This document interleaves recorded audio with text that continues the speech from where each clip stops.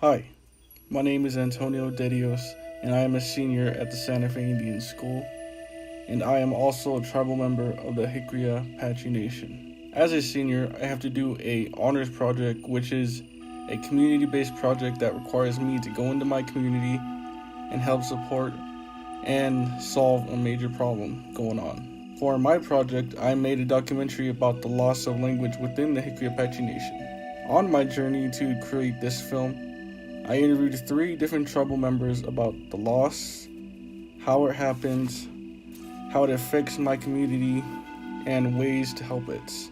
This journey has showed me the different sides of how a language is lost and also different ways on how it could be revitalized, with such things as language classes, dictionaries, and other resources.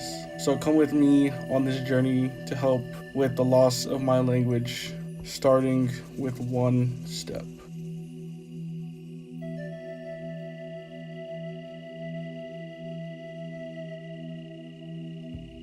To start off my journey, I did research on different indigenous communities with a loss of language.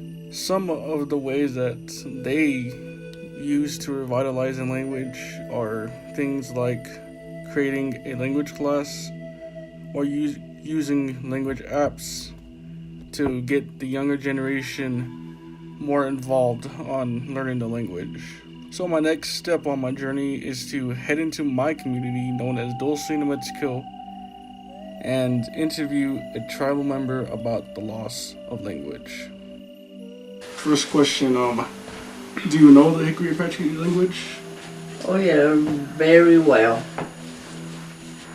I was born with it, and I was taught by my grandparents.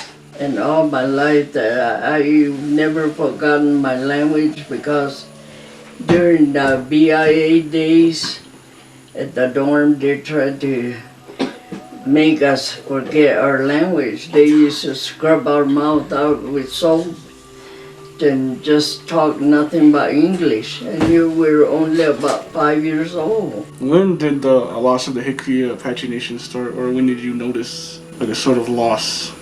Well, I would say maybe in the 80s. How do you see that this loss of language is affecting the Jicarilla Apache community? Well, in my opinion, I think when we lose our language and our culture and our everything that our kids, if they don't learn it and if they don't stand by it, maybe they might even lose their black quorum, and then there goes your identity. There's people that I went to school with in Oklahoma. There's a couple of kids that I know for sure. They was from Rhode Island, and they're Milwaukee Indians, and they lost their identity. They're just Indians with no language, no identity. They're just classified as Americans. Mm-hmm. And I don't want that to happen to us. After getting the opinion of a tribal member that lives in the community, I decided to get the opinion from a tribal member from this younger generation. Through the language class I teach for all Jicarilla Apache members at the Santa Fe Indian School, I decided to interview one of my students. This student works hard and attends every class. Do you know the Jicarilla Apache language? Kind of. How old were you when you first started to speak it? Probably since I was 5 or 4. Okay. And my grandparents did. When did you think the language started to go up? A long time ago. How would you say has this loss affected our community? You never hear the language anymore, only through the elders. In what ways do you think that we can revitalize the language? Have more Jicarilla classes in Dulce and here, and teach older people how to speak it too. What do you think about the language class that I teach here?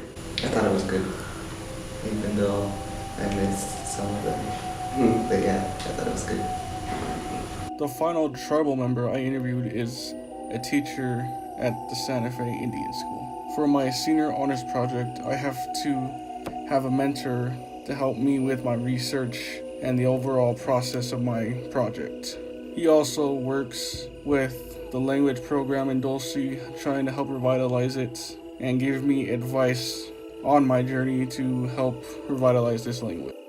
Do you know the Jicarilla Apache language yourself? Oh, yes. Alright. Who taught you?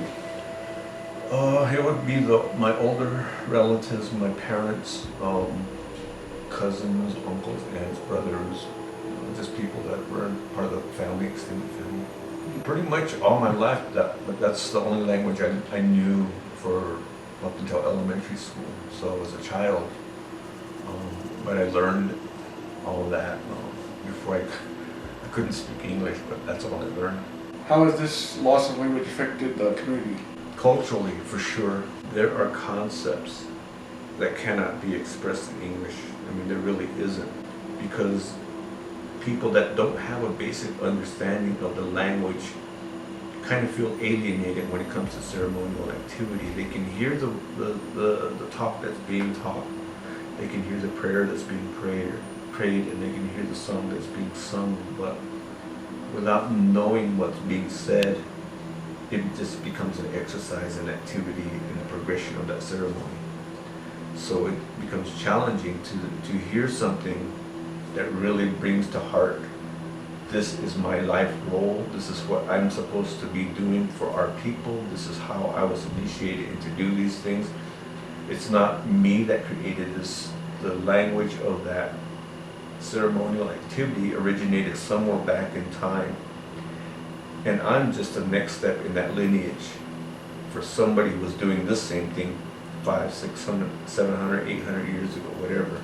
There's that line. So that sense of time tied in with the language, it makes it challenging for people to gravitate toward the ceremonial activity using the language to reinforce the way we live and deal with issues today. So the other day we were talking about the students themselves and why they're not showing up, and because they're not dedicated to it. Could you go more into that topic?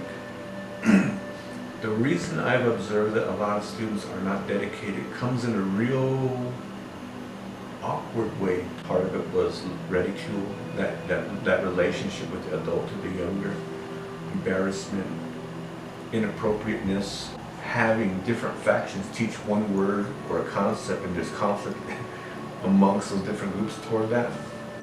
By the end of my whole project, I learned that this language loss is more serious than I thought. The loss can be traced back to the assimilation of Native people in the 1980s, when children were forced into boarding schools and forced to learn English. Now that the older generation is passing away, no one is teaching the language to the new generation. The younger kids are also not taking any initiative to learn the language. This can lead to our loss of culture, leaving no one left to do our traditional practices. Then we reach a point where we lose our identities as Native Americans.